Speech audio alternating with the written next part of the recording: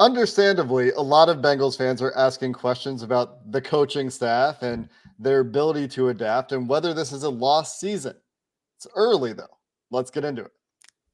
You are Locked On Bengals, your daily Cincinnati Bengals podcast, part of the Locked On Podcast Network, your team every day.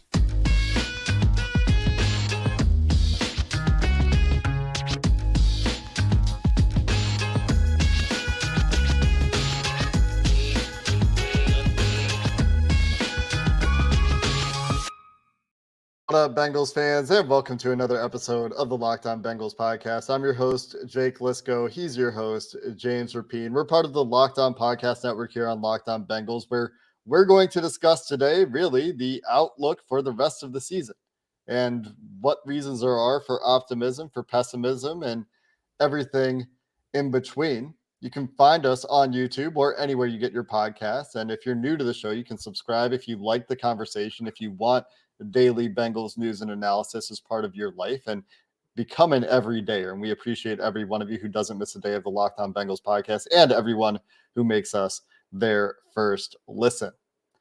James, we're going to talk about this through the lens of Bengals fans who are asking questions. And as we do from time to time on Locked On Bengals, we solicit questions on Twitter. And a lot of questions today, unsurprisingly, about the future of this offense, about coaches, who's on the hot seat, is there confidence the coaches can adapt? So let's start there, because I think it is a big conversation with many facets, as the Bengals are underwhelming. It is one of the biggest separations from expectations to reality, which was one of the questions in the mailbag. Spoilers. But Matthew Duffy, to start at Matthew J. Duffy 22 on Twitter, James asks, how confident are you in the coaching staff's ability to make big midseason changes to the offense and for those to be executed in games? Well, Matt, thanks for the question. I think there's a real chance that they're able to do that and find enough to get by. Look, this offense is not going to be a fireworks show for a bit. Now, hopefully they are by the end of the season. Hopefully they come together and are playing at a really, really high level when it matters most. But they're just trying to tread water and stay afloat for the time being and really ahead of the bye. And the Titans, well, they deflated them a bit on Sunday. And so how do you rebound? I think there's a bunch of different things that are being talked about right now. And our subtexters, by the way, you can check out our subtext if you want. But our subtexters found this out. And I know that I sent it on Tuesday. The Bengals are working on the game plan, the coaching staff on Tuesday. They'll install it Wednesday. But I certainly think that they're aware that they need to change some things because there's a blueprint out now. And the Cardinals are going to want to blitz Joe Burrow. The Cardinals are going to want to get up on these receivers and see what the Bengals do, how they react. And so I think there's a bunch of different things being discussed behind the scenes. We got the answer to the biggest one. Joe Burrow will be the quarterback. After that, I think they're open and that they're going to make as many changes as they can within reason to get the most out of this offense. And I had one person tell me earlier this week within the team, and I can comfortable saying this, we just got to win this week. So that's their mindset. And I know it sounds silly, but I think they're willing to do whatever it takes to win this week. So whatever game plan, however they have to piece it together, try to get a win this week, right the ship, get the 2-3, and prepare for your home game against Seattle. Yeah, I think it's a very difficult task for the coaches this year compared to previous years because your quarterback is playing at such a poor level compared to what you know he can do.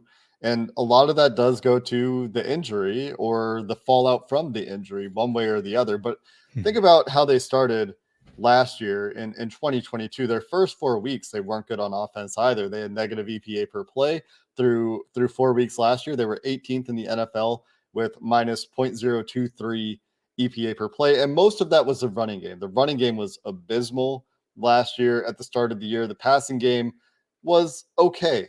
It was top half of the NFL. Compare that to the rest of the season last year. They figured things out in the running game. It was one of the more efficient running games in the NFL for the last 13 weeks of the season, or 14 weeks of the season. And their passing game was one of the 4 or 5 best passing games in the NFL. But they saw significant improvements in both the running game and the passing game in terms of efficiency from the first 4 weeks of the season to the last 14 weeks of the season last year. We talked about the noted change to the shotgun heavy offense. And this year, the difference is that the passing offense is dreadful. And a lot of people are very surprised by that development, given how much we talked up these 3 receivers being the best receivers in the NFL, the offensive line improvements that we were expecting. And all of that is contingent on, one, those skill guys playing at the level that we're used to them playing at. And notably, I think T. Higgins has had a rocky start to the season with one good game, got injured in week 4, and a couple of games around there that weren't so good for him or his connection with Joe Burrow. You can pinpoint that wherever you want. Some of that's on T, week 3, or sorry, week 3. Some of that's on Joe. And your quarterback being the driver for this kind of offense is the biggest issue. When your quarterback is playing like one of the worst quarterbacks in the NFL, you need to take something off his plate, or he needs to get healthier and play better. I think that the approach so far has shown that the Bengals never planned on this thing going as far as it's gone. I think they wanted to try to survive a couple of weeks.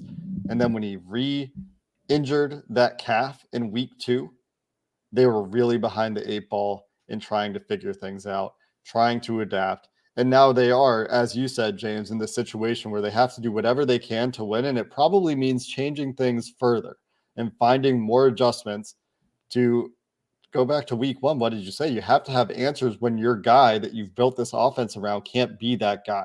You don't have those right now, and they need them. That's where this coaching staff, that's where this team is going to show what it's worth. And they've made those adjustments in previous years. No doubt. And so do it again. And it's harder this year. You're right. Expectations are harder. You're 1-3. You're playing behind the 8 ball. Like, there's all these things. But Joe Burrow has hidden so many different flaws for multiple years. And now he's flawed. And he's going to play. And I still get playing him. I know people debate back and forth. And so this leads into our next question at Mr. Unknown Chef, or at Mr. _ Unknown Chef. Alex, do you honestly see a turnaround in hopes of a playoff contention? I believe in Burrow. I just don't see much hope watching in these games and keep hearing about how it's a long season. Look, I'll get to you, Jake, in just a second, but I'm going to be the last person that counts Joe Burrow out, but he can't be Joe Burrow right now. And he's still really smart. He's not turning the ball over. I had the strip sack, but it's not like he's throwing a bunch of interceptions. He needs this team, this coaching staff to pick him up, these skill players to pick him up. And that starts with Jamar Chase. It certainly goes to Joe Mixon and T. Higgins if he plays, and it goes throughout the roster. Tyler Boyd, I need you to catch that over the middle. Like, I just do. I get it. It might be a tad long. I need you to make that play.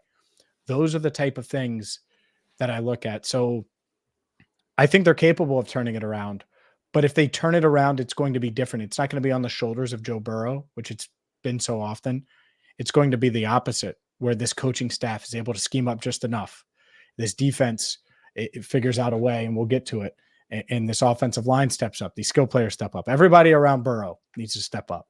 Yeah, it's not just coaching, as we've said, but that's certainly part of it. There were at least 5 play calls that I saw when watching the tape that just looked like they didn't have a chance from the snap. You're running all goes in situations where it's a bit of a head scratcher, and then on third downs, you're running stuff that looks like second down plays, first down plays, just trying to get half the yardage you need on like a 3rd and 6, 3rd and 7, and it's just like, what are we doing?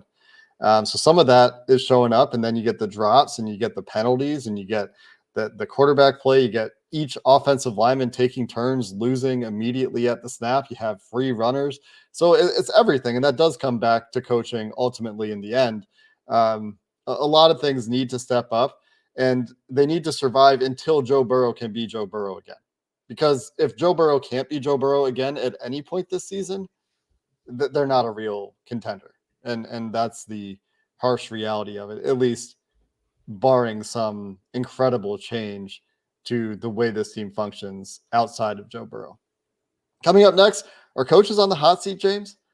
We just spent a lot of time talking about coaching. Let's dive into that a little bit more. Today's show is brought to you by eBay Motors. Our partners at eBay Motors have teamed up with Locked On Fantasy Football host Vinny Iyer to bring you some of the best fantasy picks each week, all season long. So whether you're prepping for a daily draft or scouting the waiver wire in season-long leagues, every week we're going to provide you with players that are guaranteed to fit on your fantasy football roster. So let's see who Vinny has picked out for us in this week's eBay's Guaranteed Fit Fantasy Picks of the Week. And Bengals running back Joe Mixon might be off to a slow start from a fantasy football standpoint with the rest of the team's offense as Joe Burrow battles playing through a calf injury and the receiving corps are shorthanded with T. Higgins dinged up. Cincinnati is in desperate need of a road victory on Sunday, and that's why you can lean on Joe Mixon in the rushing attack. The Cardinals have allowed ample production on the ground. Look for Mixon to get 80-plus yards and a touchdown. How about Vinny Iyer with some Bengals optimism? Vinny Iyer from Locked On Fantasy Football is going to help you win your fantasy championship, and eBay Motors knows a championship team is about each player being a perfect fit. Same with your vehicle. With over 122 million parts for your number one ride or die, you can make sure your ride stays running smoothly. From brake kits, LED headlights, roof rack, bumpers, whatever you need, eBay Motors has it. And with eBay's guaranteed price fit, it's guaranteed to fit your ride the first time, every time, or your money back. Plus, at these prices, you're burning rubber, not cash. And whether it's my Daewoo, Jake's Mercedes, they have you covered at eBay Motors. Keep your ride or die alive at ebaymotors.com. eBay guaranteed fit, only available to U.S. customers. Eligible items only. Exclusions apply. James, a lot of people are asking about various coaches. There's been a great deal of fire ex-coach tweets sent off. I'm sure Facebook posts, I'm sure Instagram posts, I'm sure people are talking about it in their offices at lunch. One coach in particular who has been under the microscope and is the subject of this particular question from Johnny Snotnose on Twitter. Some of these Twitter names, man. Frank Pollock. Why isn't he on the hot seat? Asks Johnny. He hasn't produced since he's been here, and now with 3 of the 5 starting offensive linemen with Super Bowl rings, there's no excuse for bad production. He's the one constant with all these iterations over the years. Snot-nose. Look at you just calling for Frank Pollock's head. Look, the line didn't play great the other day, and I thought they had played pretty well overall going into Sunday's game against the Titans. It's a really tough front. They were playing from behind, a bunch of scenarios. Joe Burrow would obviously hide some of that too. We know that. That said, I've seen it, and it's not just Snot-nose, to be clear, and I'm messing with you, Johnny. But this idea that Frank Pollock, who was he supposed to get more out of? Jackson Carman? Cordell Volson? I think Cordell Volson has exceeded expectations since being a 4th-round rookie from a 1AA school. Now, this year, with the way we were hearing Ted Karras and Orlando Brown Jr. talk about him, I get it. It's been underwhelming. So we'll see. We'll see there. But it's not he's had this stud. It's not like Penei Sewell came here and he's bad under Frank Pollock. His ability to develop, I think it's more of a drafting issue than anything. I do agree that the offensive line the other day was underwhelming and didn't meet my expectations, but I think Orlando Brown Jr. has been pretty good. But don't expect Frank Pollock to completely transform who Orlando Brown Jr. is as a player, or who Ted Karras is as a player, or even Alex Kappa, who he is as a player, because those guys were pretty established. And you mentioned the Super Bowl rings. Yeah. And you can win with those pieces. Clearly, it's proven. But, and by the way, Jonah Williams, I think, has developed pretty well at right tackle and has played at a decent level thus far.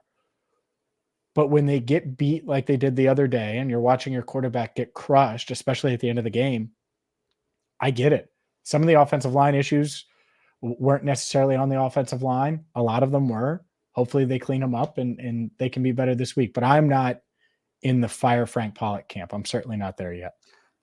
A midseason firing would be shocking for any coach on this team. I think, period. Given the continuity they have, the relationships that exist, these sorts of things. It is possible, however, and this is somewhat speculative, that Frank Pollock is in the last year of his deal. He signed as the Bengals offensive line coach and run game coordinator in 2021. We're not sure what the terms of that deal were. Those contracts generally are not public, but it would fit, 2 or 3 years is generally what you see for position coaches and coordinators with the Cincinnati Bengals. I would say this, James. I don't know if Pollock is necessarily the perfect fit with this team anymore. This is something that I think Joe Goodberry has talked about as well, so I want to shout him out so it doesn't look like I'm stealing his idea. But when Frank Pollock was hired with this team, he came with a pedigree of being able to install the wide zone and run the wide zone with effectiveness from Dallas, from coaching under Bill Callahan, who's now the Cleveland Browns offensive line coach, who's thought of as one of the best offensive line coaches in the league. And almost immediately in Frank Pollock's tenure, they decided we're not going to be a wide zone team anymore. And we're going to have to run other things because of the personnel we have. And so is there a fit for Frank Pollock and this team anymore in terms of just his strengths and his background as a guy who's come from these offenses that like to get under center, run wide zone, run play action off a wide zone? I don't know. And that's a question I think that the Bengals have to ask themselves. I will give Frank Pollock credit for finding a way with this coaching staff to find efficiency in the run game last year. We just mentioned the biggest difference. The passing game was okay in weeks 1 to 4. It wasn't great, but the biggest difference, while the passing game got better, was that the running game went from one of the worst in the NFL to a very efficient running game last year from week 5 on. So you give Frank Pollock credit for that. You give him credit for working with some pretty poor lines and getting pretty far into the playoffs, and for this coaching staff kind of working around that. But there are flaws. It's not perfect, right? Like the free runners that we saw against Tennessee, we've seen too much of that over the years. We consistently see the interior offensive line jump setting a lot, and that leads to some of those instant losses, and maybe that's a league-wide thing. But the thing that does seem peculiar is how deep the interior offensive line sets sometimes, and how that gives Burrow nowhere to really step up at times in pass protection. So there are some things that I think are a bit different the way that Pollock and the Bengals are doing it right now. And it'll be interesting to see in the offseason. I just don't think there's anything imminent changing in that particular job title for the Bengals. No, there isn't. And by the way, anybody that's praised Joe Mixon run game wise, well, he's the run game coordinator. So that part does matter a lot. No one was happier that Frank Pollock got brought back than Joe Mixon. So I'm just not there. I'm not there. This whole season has been a bunch of circumstances that stunk. The Bengals realized after week 1 that Burrow wasn't feeling 100%. And I think by the end of that Baltimore game, they were getting in sync, and then he aggravated the calf, and now they're trying to tread water. He was able to put together a Herculean effort to play on Monday Night Football, and then they went to Tennessee and got their teeth kicked in. I mean, let's sum it up. So they can't panic. They just have to figure out how to go to Arizona and win. And that's it. It's really it. If they do that, then you come home and you play a good Seattle team, but I think it's a beatable Seattle team, even though everyone's going to talk about the 11 sacks that they had on Monday Night Football. I think it is a beatable Seattle team, but first things first, they have to get by Arizona. But that's kind of where I'm at now. Like, let's not just put on the flashing lights and say it's an emergency. We don't know that yet. What they need to do is figure out a way to win in Phoenix. And it is on the brink. And it's not just the offense. We're going to spend a lot of time talking about the offense today. That's what the big question is. But I do want to just make sure it is clear that this defense needs to play better as well. And there are tackling issues. There are guys that look like they maybe have lost a step, generally aren't playing as well. There are guys we were hoping would take a step that we haven't seen that necessarily play out. The rotation and depth on the defensive line hasn't necessarily showed up as much as we would like it to. But let's talk about the defense a little bit next. before we get into other questions. We can squeeze some more questions in, but let's do that because I want to talk about the defense too. I'm actually more concerned about the defense. Let's do that coming up next. This episode of the Locked On Bengals podcast is sponsored by BetterHelp. And if you've ever felt like your brain is getting in its own way, like you know what you should do and what's good for you, but you just can't do it, therapy can help you figure out what's holding back so you can work on yourself instead of against yourself. BetterHelp makes that very easy. You can fill out a questionnaire to get linked up with a therapist that is going to suit the kinds of work you want to do. And if that's not working for you, it's very easy to switch therapists at any time for no additional charge. It's entirely online. There are a number of different ways for you to communicate with the therapist you've been matched with. It's designed to be convenient, flexible, and suited to your schedule. So if you'd like to make your brain your friend, if you feel like it's getting in your way, try BetterHelp at betterhelp.com/lockedon. You'll get 10% off your first month right now. That's BetterHelp, HELP.com/lockedon. Today's show is also brought to you by Pierce Dental Group. And I love Pierce Dental Group, and you're going to as well. They have two locations, one in downtown Cincinnati, the other in northern Kentucky. And they are the premier dental group in the area, providing world-class experience and confident smiles to all that go there. Their downtown location was established in 1942. They are the highest rated dentist in the area with over 1,300 5-star Google reviews. Pierce Dental Group provides a wide range of services: cosmetics, dental implants, Invisalign, and routine care. That's right, routine care. Right there at Pierce Dental Group. Go where the pros go, and you'll see all the Bengals memorabilia that they have. And yes, Bengals players go there. A ton of athletes go there. You should go there as well by visiting them online, piercedentalgroup.com, PEARCE dentalgroup.com, or search Pierce Dental Group on Instagram or Facebook. Let's segue out of the mailbag for a moment and talk more about this defense. We've talked about the fact that they need to play better. In particular, it seems like they need to play better against the run. There have been tackling issues. There have been busted coverages. We've actually noticed the safety difference. Dax Hill, while he's shown plenty of promise, has been a little bit up and down at times, and most notably that penalty on a 3rd and 16, what was a rough one for Dax, but he certainly made plays. So it's not like it's all bad on the defensive side of the ball, but there needs to be more consistency. And I mean, third downs, especially this week, last week, I guess, in week 4, were a tough spot. We couldn't get off the field. I mean, they're still actually, when I did my post-game stand-up and was about to go on with you like hours after the game, they were still on the field and Ryan Tannehill was driving down. It was a 50,000 play drive that went on, Jake. And no, that's the problem, is they can't get off the field. I think they've been inconsistent really at every level. And you could say Trey Hendrickson, DJ Reader, they're standouts. They've been really good. You know, DJ Turner, Dax Hill certainly had his moments, but you look at every position group and I think you're finding you could find a flaw with all of them. And that to me is the problem. And they need to figure it out, because the way you win with a limited quarterback, and regardless of who it is, Joe Burrow, or even to a greater degree, I think, for all those asking for Jake Browning, it's or AJ McCarron, which is that one isn't. That's impossible. Like, they would never do that this week, you know. So that's why I didn't really entertain it. And I know AJ's popular, and I like AJ too. I just think he's a few weeks away from being considered in that, you know, realm if they needed their backup quarterback. But regardless of who it is, if it's hobbled Joe Burrow or either guy on the roster, you need this defense to be awesome.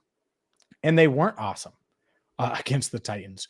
They were awesome for the most part against the Rams. After an early sluggish start, they were able to figure it out and force them to a field goal. And then boom, they hit the pedal that you thought they would press. At least I thought they would press to start the season. And they were that defense again. And I thought we would see it against the Titans, and we did not.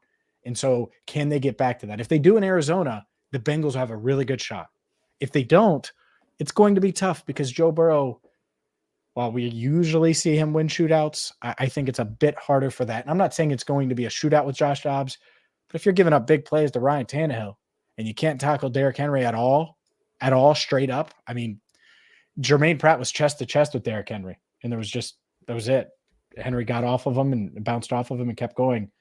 If you're not making those type of plays, then this defense isn't what we thought it was, and this team can't win with a hobbled Joe Burrow or with any quarterback that they have on the roster. It is interesting this week, I'll say, because the weakness of the Cardinals has been more the defense and the offense, which maybe is a bit surprising, just considering they went defensive coach. They've got Josh Dobbs playing quarterback. Nobody knows anybody on the offensive side of the ball there. But like I said yesterday when we were talking to Mike, they've been very, very good. One of the best teams in the NFL running the ball. Josh Dobbs certainly part of that. That is something the defense will have to prepare for. But hopefully the Bengals can take advantage of the shoddy tackling, the shoddy run defense, the shoddy corners. Like, there's a bunch of spots on this defense that if the offense is going to be okay, you would hope to see it this week. And maybe we're getting ahead of ourselves a little bit there. We'll talk about that a little bit more as we get into the game with our crossover Thursday coming tomorrow, with our game preview coming a little bit later this week. But let's dive back into the mailbag, James, for a couple of more questions here. Tasha B, 808. This one, I think, is a quick one. I alluded to it earlier. If the Bengals stay on this path, is it the biggest expectations versus reality debacle in NFL history? For the first time in Tasha's long, tortured Bengals fan career, he was convinced they were going to win the Super Bowl. And he's not the only one. Robert Mays was another notable national media member picking the Bengals to win the Super Bowl, along with Boomer or Chris Collinsworth. Did Boomer too? Like, there are a lot of people that talked themselves into the Bengals this year. Yeah, and first off, no, it wouldn't be the biggest debacle in NFL history. This happens a lot. If this does happen, it happens all the time.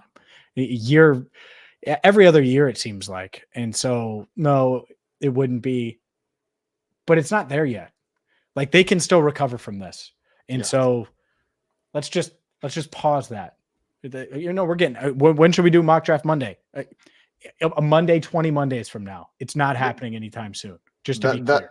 That's a spoiler as well. That's Jesse's question. So no time. I didn't know you favorited that one. Okay. Yeah. Because I wanted that answer. Like, it's no time soon. There's a ways before we're talking mock draft Monday, like 1-7, maybe at that point, but we'll see. Jesse Lepper on Twitter had just that go question. to Arizona and win the dang game.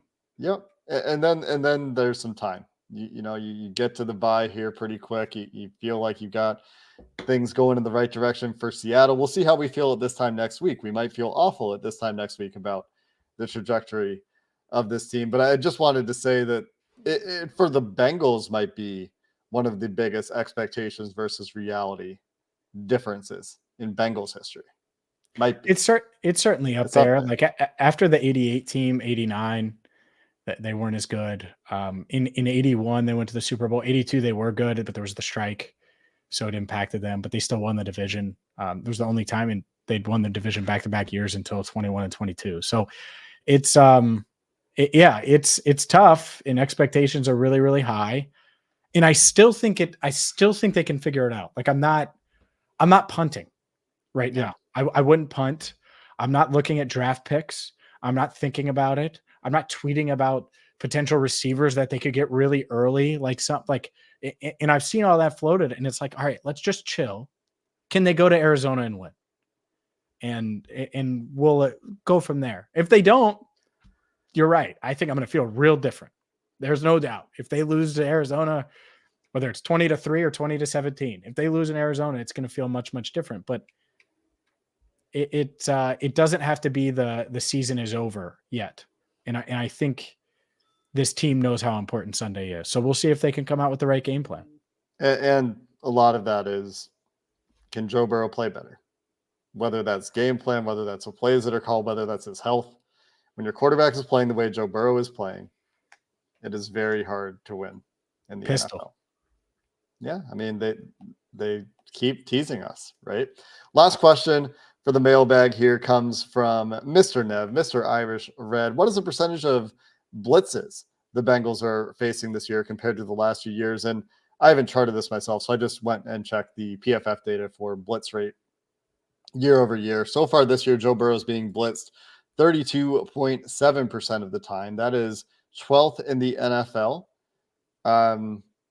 You compare it to some very crazy stuff like Gardner Minshew when he was starting for Indy being blitzed 56% of the time, Jalen Hurts being blitzed 50% of the time, which seems crazy to me. Brock Purdy and Justin Herbert 41% of the time. So there are some outliers there, but Burrow certainly on the higher end this year. Compare that to Patrick Mahomes getting blitzed 14.8% of the time this year. And you might be wondering, well, why are teams blitzing Burrow this year? Well, it's because he's averaging 4.8 yards per attempt when blitzed this year. Last year, teams were terrified to blitz Joe Burrow. He was blitzed the fourth least in the NFL at 25.8% and still performed pretty well. Had 13 touchdown passes on blitzes last year. That's against 207 blitzes last year. Completed 65% of his passes for 7.5 yards per attempt. All of those numbers, 53% completion percentage this year. All of those numbers down this year. So yeah, not shocked by that at all, that they're down, and they will go up, but they need to give him a little bit of help so he can get healthy. And they need to stop letting two free runners into the play. Joe Burrow getting hit as he's throwing in his throwing arm. I don't want to see that anymore. Like when you're getting to the top of your 5-step drop and you're getting hit, or the top of your 3-step drop and you're getting hit, this isn't supposed to happen with this offensive line, with this offense, with the protection stuff that we should have worked out by now for the Cincinnati Bengals. So we'll see if that can get better. This would be a great week for that to bounce back. Not as ferocious a pass rush, although there are some guys on this Arizona team that we'll talk about in the next couple of days that can get after the passer. So not a cupcake, not the way it looked at the beginning of the season, I'd say, for this Arizona team, but a game the Bengals certainly need to win and should win still based on where these teams are in their respective team building cycles. That's going to do it for this episode of the Locked On Bengals podcast. Crossover Thursday coming up tomorrow as we shift to week 5. Until then, thanks for listening and have a good one.